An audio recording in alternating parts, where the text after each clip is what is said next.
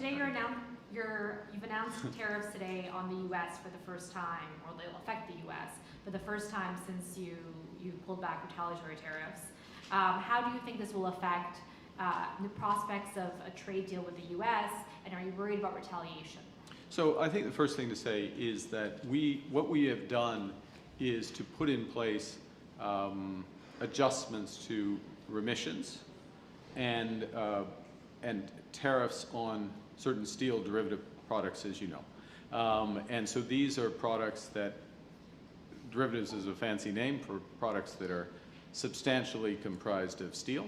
And it is a much more targeted level of that steel than, for example, the United States has done with their steel derivatives, which is quite broad application. The U.S. looks to calculate the proportions in steel.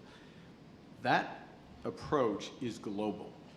It's global. It's not targeted at the U.S., okay? So that's the first thing that's very important. So it's a global approach which is creating some space for Canadian steel producers to fill in, first point. Second point, with respect to the changes we're making in tariffs, so for non-free trade countries, going from 50% to 20%, the sort of tariff rate quota, this is Bloomberg, so I can talk like that, right? And for free trade countries, going from 100 to 75%, the U.S. is not included in that. So there's no change in the tariff for the U.S.